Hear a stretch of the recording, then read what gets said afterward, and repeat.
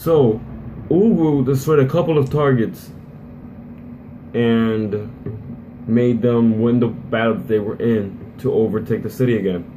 So that's when he got the name Target Destroyer.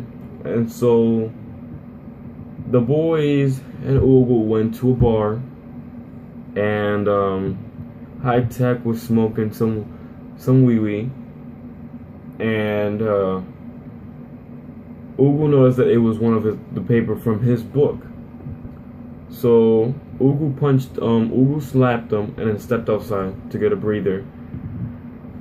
And then Ugu overheard a commotion going on inside about a woman yelling and all stuff. And when Ugu goes inside, he sees the boys holding down a girl and High Tech raping the waitress.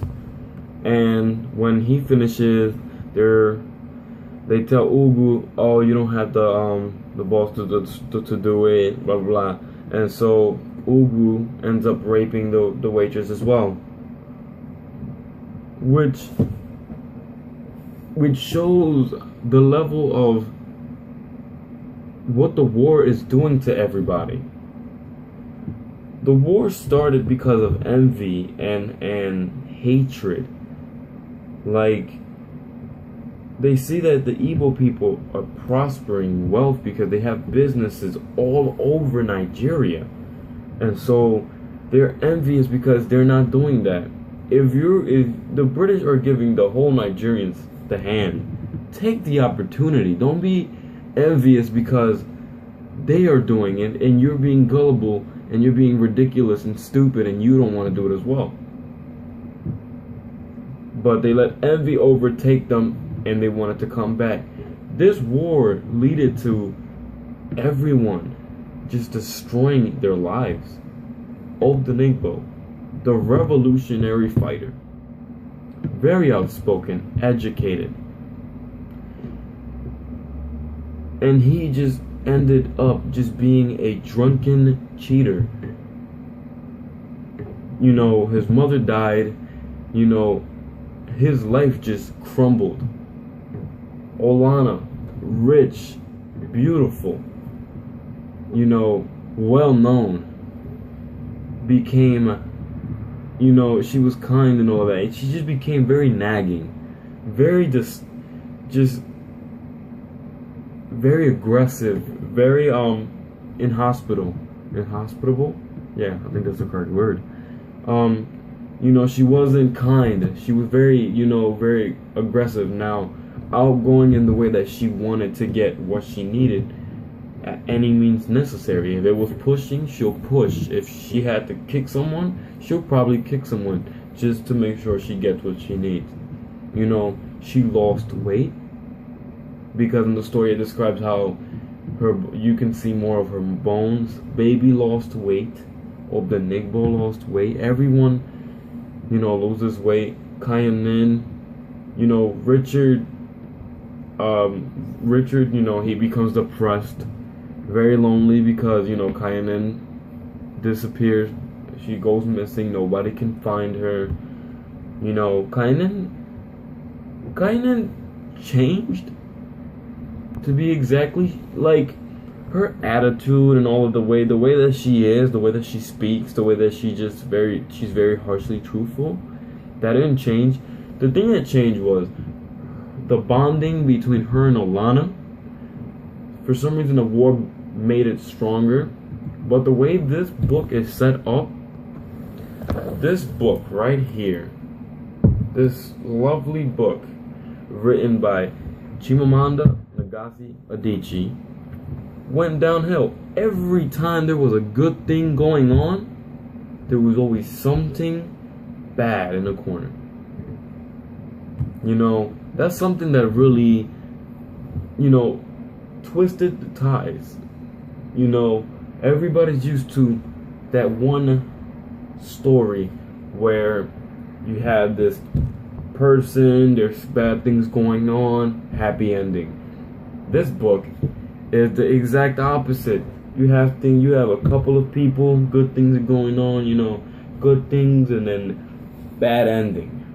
Everything just, you know, Biafra, becomes independent, but at what cost?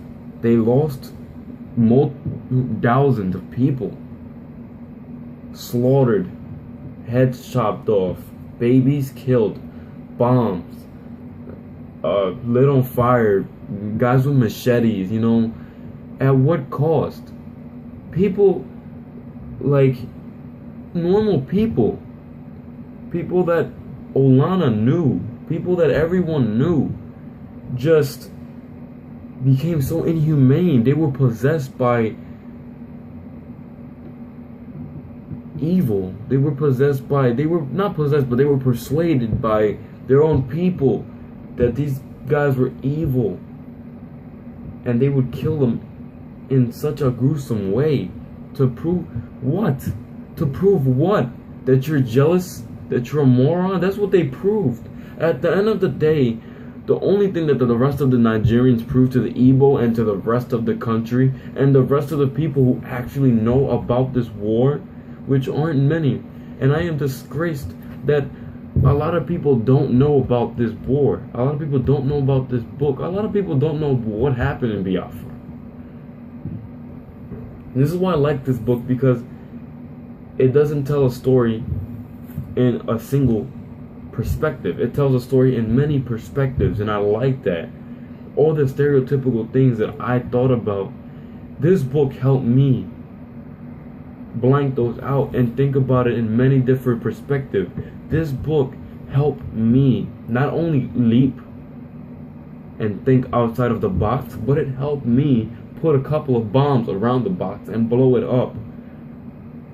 Because I believe that you shouldn't think inside the box. You shouldn't think outside of the box. You should think far away from the box. Because if you are thinking outside of the box, that means you're near the box and you're still hearing thoughts of being in the box. If I can say this better, is if you know stereotypes, then, and you know that some of them make sense, but that's not for all people. So don't stay away from the stereotypes. Just don't move away, because you're still going to hear them, and for some reason it will still trigger in your mind. Block them. I apologize. Block them. I apologize. Block them. Reject them. Move them away from you. Don't think about it. So this book just takes you to a different place, and the ending of the book just, Kainin was never found, which was kind of painful because a lot of people liked Kainin. I liked Kainin. I liked the mystery and suspension in her. I liked the difference, I liked it. I liked her. Richard was depressed. Ugwu, was still thinking about Eberici, even though Richard did not tell him that Eberici was actually killed. I believe Richard should have told him. Olana and Odenigbo and Baby got to move back, and Ugwu got to move back to Nsukka, but they never had a break, After the war started, they had to move. When they got married, they were happy, and then all of a sudden there's a bomb explosions, coming up out of nowhere. So, they get another good moment, then Ugwu disappears, and then they believe that Ugwu is dead. They get another good moment. Ugwu comes back. Oh my god, he's not dead. And then what happens? Kainin disappears. It drastically just goes up and down like a roller coaster. You would expect, oh, finally we're gonna have an happy ending. No. Biafra word, stop. They go to Nsukka. Kainin is still missing. That's one thing that really hurts them. Kainin is still missing. When they go back, they have to clean. They have to repair because their house was destroyed. There was feces in the bathtub. There was everything was destroyed, you know? So there wasn't a happy ending, you know, that it depends on the perspective. That's why this book doesn't have one way of looking at it. You know, the happy ending is they're independent. Biafra's finally, you know, their own separate country. They're, you know, repairing everything. They're back. They're happy, I guess. But at the end of the day, at what cause was all of this? What was this worth? What was the point proven? Why was the war of reason to start? Like, why? I understand jealousy and envy and all of these factors had to do with it, but at the end of the day, none of them prove a point. The rest of the Nigerians didn't prosper from the businesses or nothing. The Igbos lost thousands of lives and became their own country, but